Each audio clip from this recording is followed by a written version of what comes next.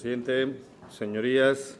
el pasado 27 de febrero, en el Pleno de esta Cámara, se aprobaba por unanimidad una iniciativa conjunta de los 5 grupos con representación en esta Cámara, en la que se instaba a establecer una línea de ayudas complementarias para los pacientes con hemofilia y otras coagulopatías congénitas afectados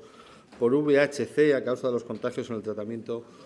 con productos hemoderivados y transfusiones.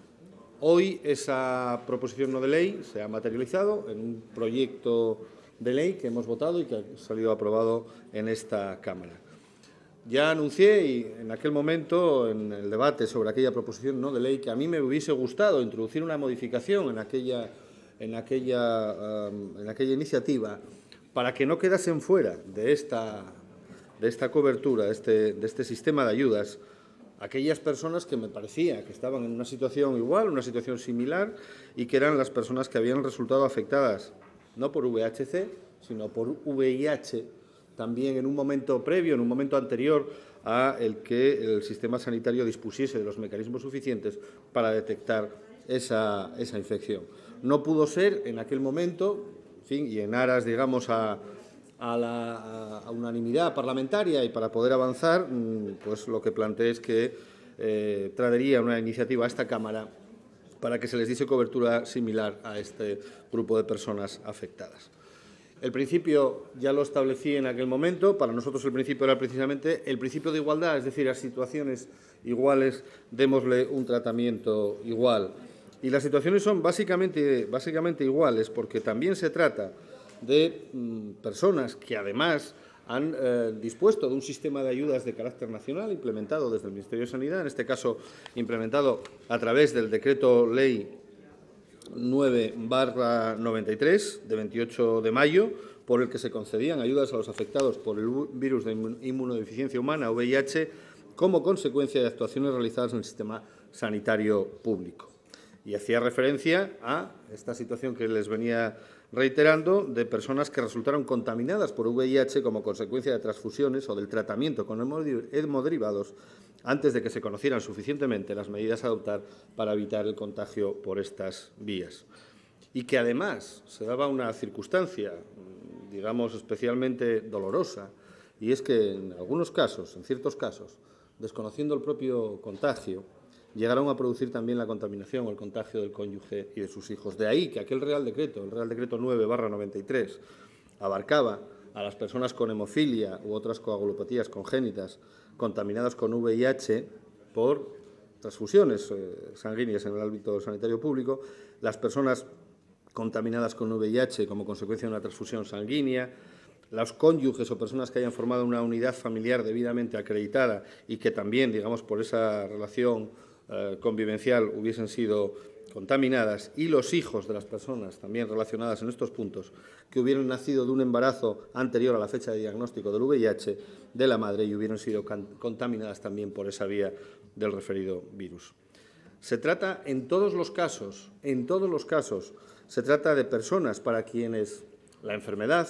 ha sido el resultado que el estado de la ciencia no permitió evitar de actuaciones terapéuticas realizadas en el sistema sanitario público destinadas a combatir otro tipo de tipología.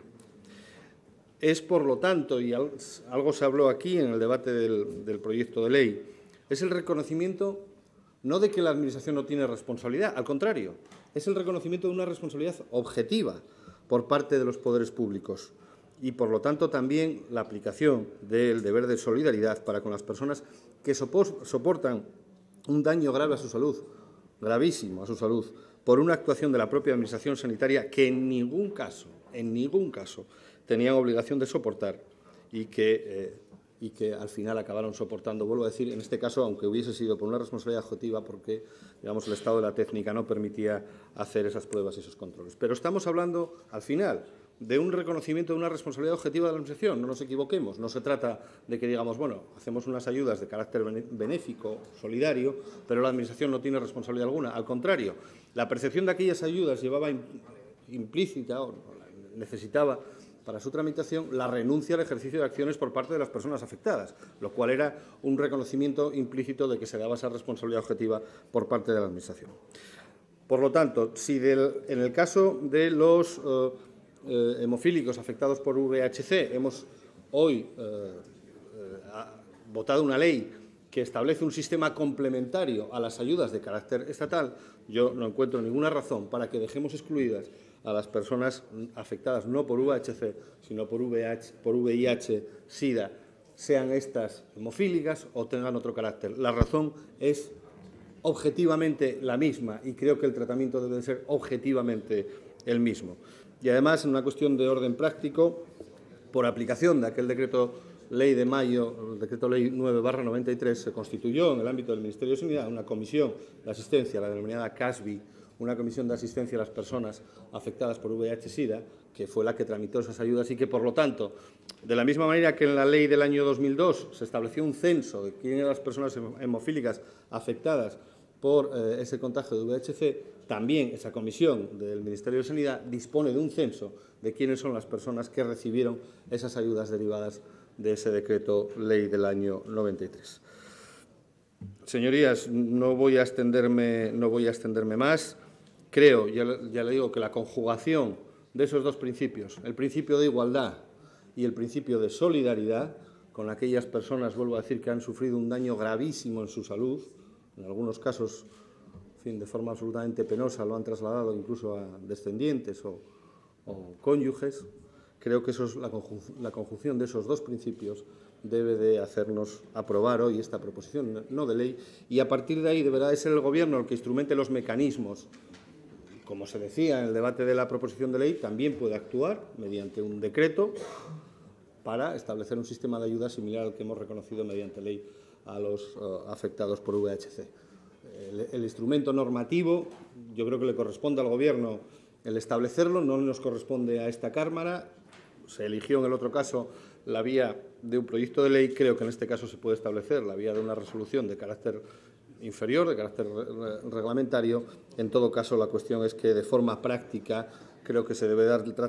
el mismo tratamiento a este colectivo y a estas personas. Y para eso es para lo que les pido el apoyo, para eso es lo que les pido el voto favorable en esta Cámara, para dar traducción práctica también a esos dos principios, el principio de igualdad y el principio de solidaridad, sobre todo con aquellas personas más afectadas y con las personas que más sufren en esta sociedad. Muchas gracias. Gracias, señor Prendes.